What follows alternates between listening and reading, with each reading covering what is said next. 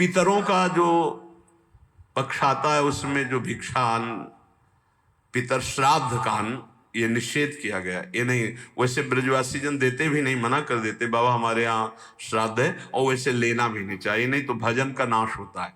ब्याह का भोजन नहीं लेना चाहिए, कनागत पितर श्राद्ध का भोजन नहीं लेना चाहिए, और कारटो वो जो तेरही, जो शरीर छूटने के बाद वो भंडारा होता है, वो वैष्णव जनों को नहीं पाना चाहिए। अब अपने घर में है तो बात अलग है, लेकिन निमंत्रण का नहीं पाना चाहिए, और विरक्त को तो पाना ही नहीं चाहिए। ब्याह का नहीं पाना चाहिए, पितृ श्राद्ध का नहीं पाना चाहिए, और कारटो कहते तेरही, जो 13 वहां शरीर पूरा होने के बाद वो नहीं पाना चाहिए। और कह रहे हैं राजदान, राजा का भोजन नहीं पाना चाहिए, बड़े राज पदों पर विराजमान उनका प्रतिग्रह नहीं लेना चाहिए। और यहां प्राय हम प्रार्थना करते हैं अपने जनों से कि कभी ऐसा न स्वीकार किया जाए। जो साधारण नौकरी करते हैं, किसान हैं, वो 150 रुपया दे दे तो ले ले, उससे नमक दाल रोटी खाओगे तो भजन बढ़ेगा, और जो ऊंची गड्डी के चक्कर में पड़ोगे तो फिर भाव बिगड़ जाएगा, भजन नहीं होगा। राजअन्न निषेध किया गया है, राज अन्न राज प्रतिग्रह बहुत हानिकारक होता है। यहां तक कि राज दर्शन निषेध किया गया। जब महाप्रभु चैतन्य देव से कहा गया कि जगन्नाथपुरी के परम महाभागवत राजा रुद्र प्रताप जी आपके दर्शन करना चाहते, तो उन्होंने कहा हाँ यही करोगे ना, हमारा सन्यास धर्म नष्ट करोगे, अब राज दर्शन हम करें। यहां तक कि वो राजवेश से छुप करके और गोपी गीत कंठस्थ करके जब महाप्रभु को दूर से सुना तो कहा कौन महाभागवत अमृत रस बरसा रहा है, महाप्रभु ने आलिंगन किया। राज दर्शन, राज अन्न, राज प्रतिग्रह, ये इसलिए कि इससे बुद्धि भ्रष्ट हो जाती है, भजन में रुचि नहीं होती। और आगे कह रहे गृह दान, ग्रहों का दान।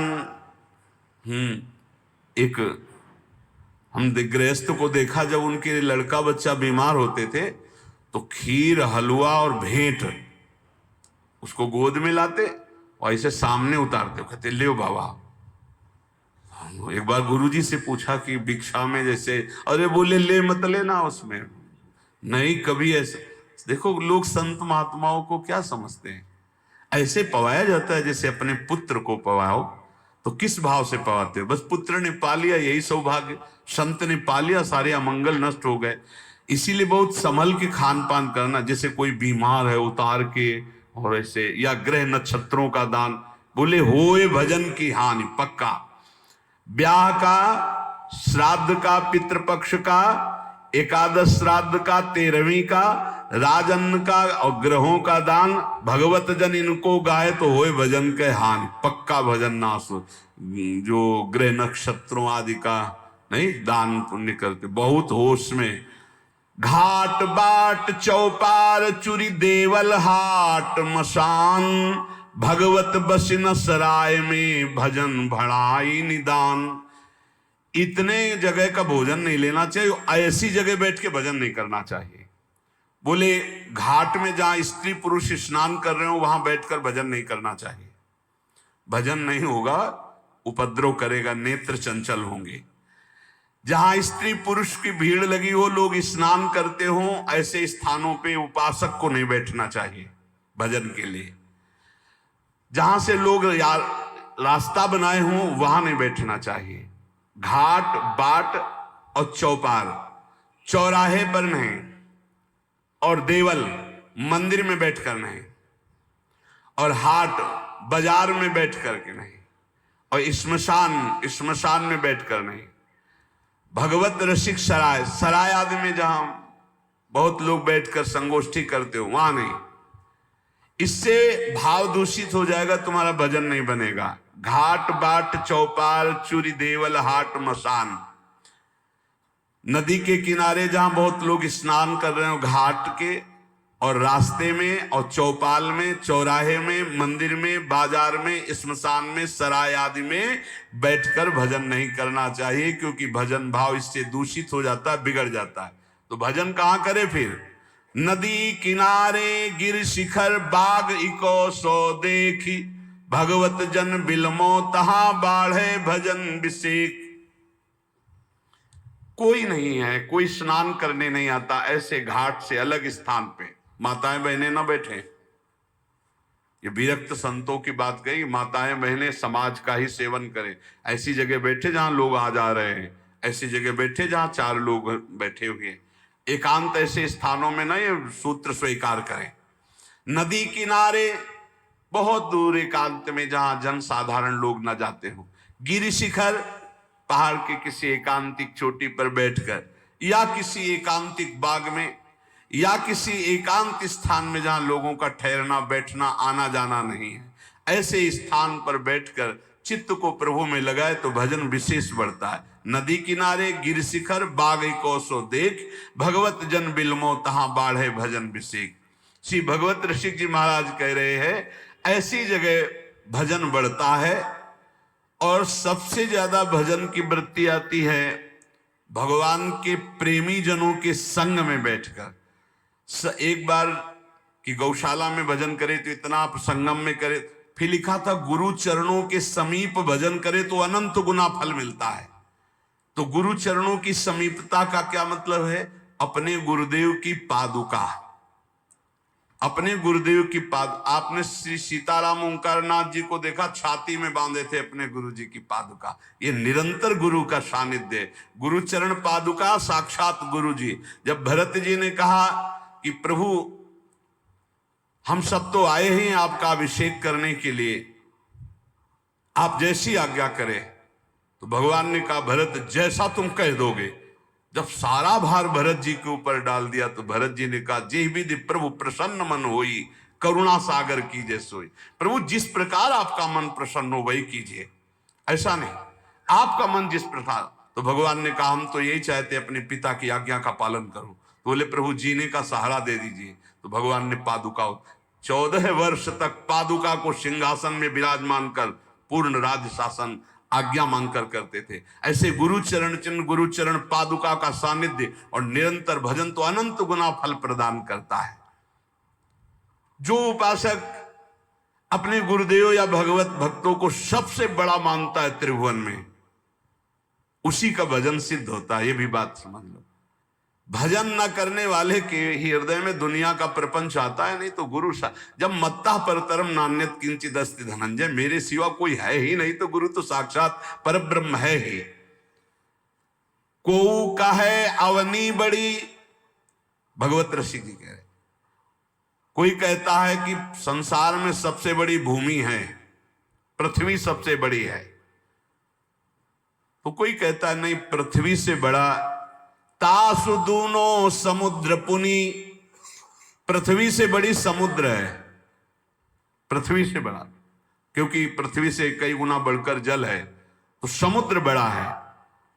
तो बोले सो अंजुलि भरी लियो ताई सोख्यो अगस्त मुनि। बोले समुद्र से बढ़कर अगस्त मुनि, क्योंकि अंजुलि में रख के समुद्र को पी गए। तो बोले अगस्त भी तो आकाश में एक तारे की जगह है। नव अगस्त को बास छिपे उद्योत भानु के, जब सूर्य प्रकट होता है तो उनका टिमटिमाना भी नहीं दिखाई देता, आकाश में विराजमान है अगस्त। पृथ्वी से बड़ा समुद्र, समुद्र से बड़े अगस्त जी, क्योंकि अंजुलि में पी लिया। अगस्त जी आकाश में तारे की तरह चमक रहे, लेकिन जब सूर्य प्रकट होता है तो अगस्त का तेज छुप जाता है। और वेदों में कहे हुए सूत्र है कि जो सूर्य है भानु वेदियों का है, चक्षु है चक्रपाणि के, सुदर्शन चक्रधारी भगवान श्री हरि के नेत्र के प्रकाश से सूर्य प्रकाशित है। तो भगवान के नेत्र सूर्य से बढ़कर प्रकाशवान हुए। और ऐसे भगवान चक्रपाणि हरिजन के हृदय कमल कीन हो निवास। भगवान कहते हैं मुझे भक्तों ने अधीन कर लिया है, अहम भक्त पराधीनो। असुतंत्र यदि ऐसे भगवान भक्त के अधीन है तो सबसे बड़े हुए भक्त। पृथ्वी से बड़ा समुद्र, समुद्र से बड़े अगस्त्य जी, अगस्त्य जी आकाश में, और अगस्त्य जी भी भानु के तेज से मंद पड़ जाते हैं, और भानु का तेज भी भगवान के नेत्र से प्रकाशित। तो भगवान श्री हरि भक्तों के अधीन है, भक्तों के हृदय में रहते, इसलिए सर्वश्रेष्ठ भक्त। जो भक्तों को सर्वश्रेष्ठ मानता है, गुरु को सर्वश्रेष्ठ मानता है, उसके हृदय के सारे दोष नष्ट हो जाते हैं और निश्चित वो भगवत प्राप्त हो जाता है। संतों ने कृपा करके हमें भगवत उपदेश किए हैं जिससे हमारे सारे दोष नष्ट हो जाए। कह रहे हैं कि इस संसार में कैसे जाना जाए कि आदमी नरक जाएगा, अपने को कैसे जाना जाए कि हम नरक जाएंगे। बोले विश्वासघातिनो ये च कृतज्ञाव्रत लोपिनः द्विज देवेषु विद्विष्टा शांतयन्ते धराम नराः। जिसने किसी को विश्वास दिलाया और विश्वासघात कर दिया उसको नरक की प्राप्ति होगी। विश्वासघाती महापापी माना जाता है, कभी विश्वासघात न करे। कोई शरण में आ जाए या किसी को वचन दे दे या किसी को विश्वास दे दे फिर विश्वासघात करे, उसको नरक की प्राप्ति होती है। दूसरा, कृतज्ञ, तुम्हारे साथ उपकार किया, तुमने उपकार नहीं माना, उसका अमंगल किया, नरक की प्राप्ति होगी।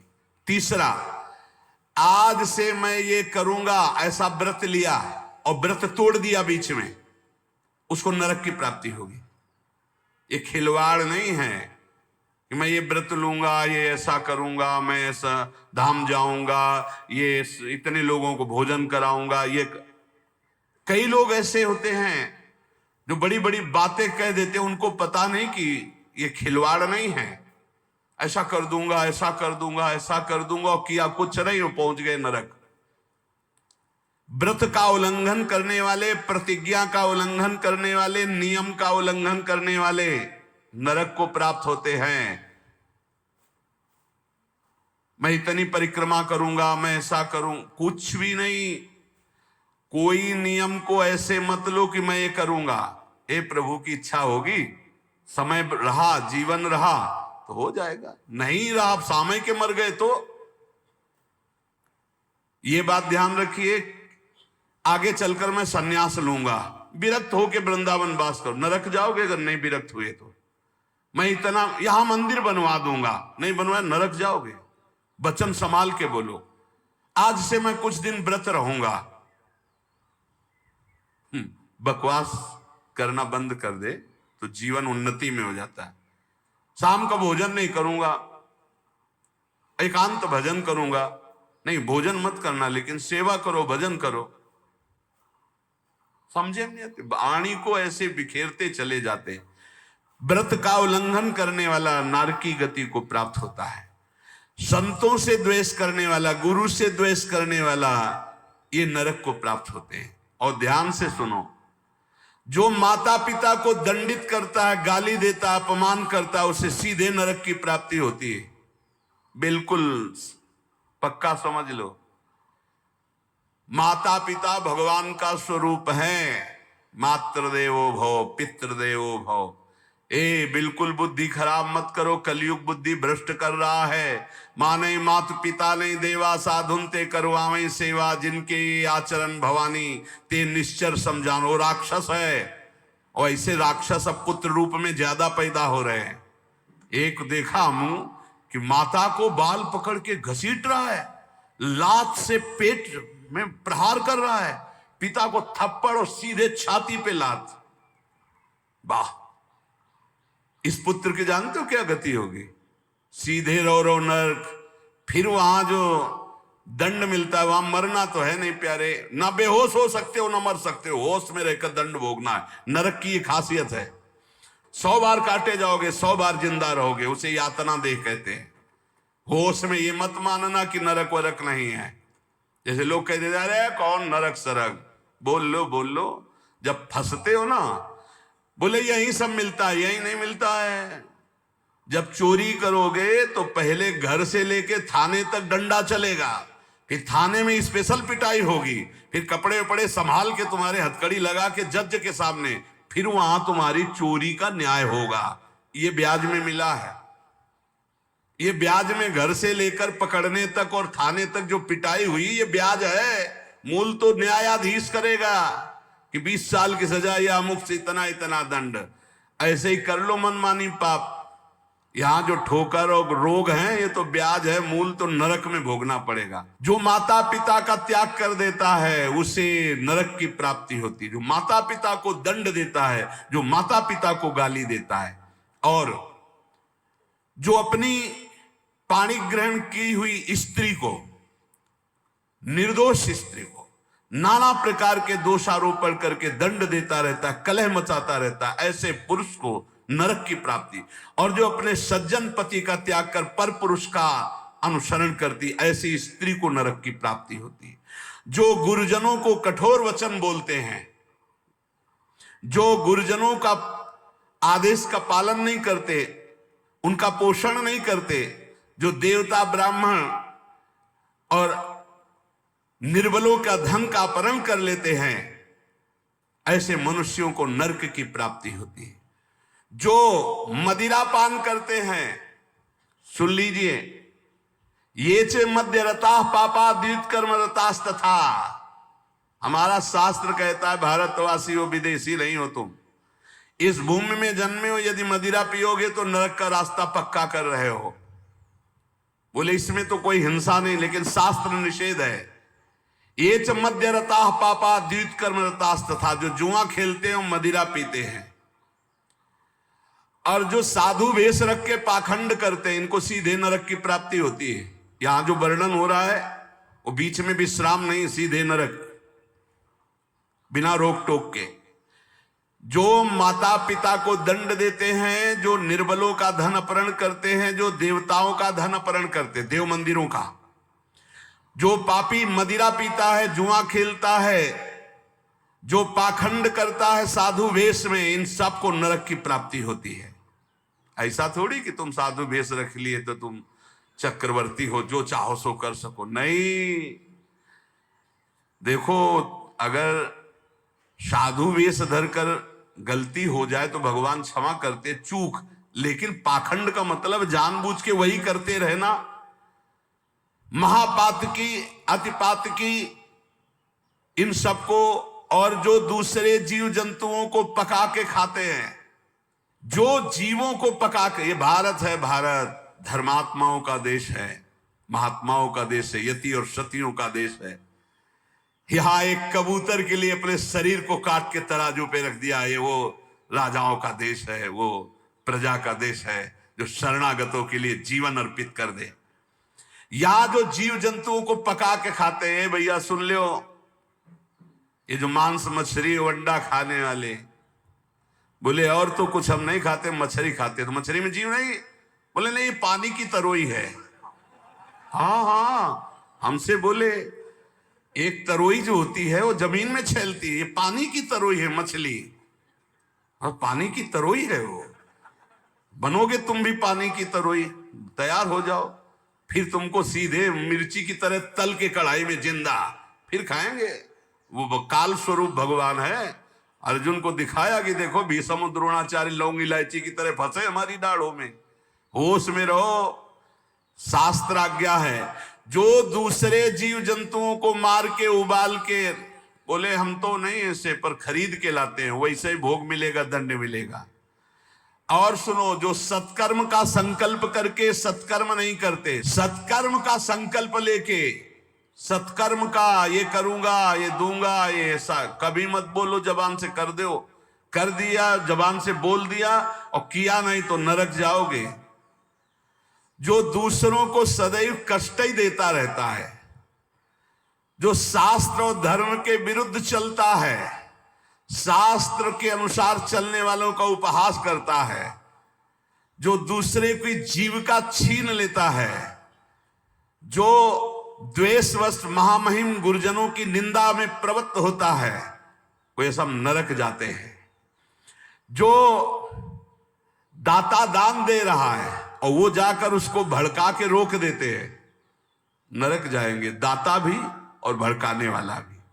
जो पाप कर्म के लिए प्रेरणा देता है, जो अनाथ उनको पीड़ा पहुंचाता है, इन भूतल पर ऐसे लोगों को नरक की प्राप्ति होती है और ये पाप उनको घोर दुख में नरकों में ढकेलते हैं।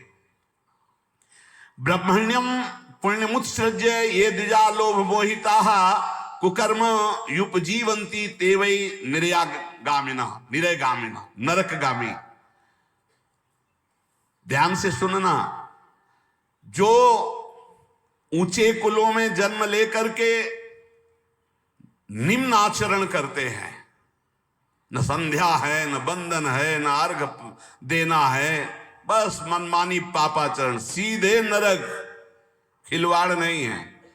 तभी कलयुग ने ब्रह्मा जी से कहा था चिंता मत करो।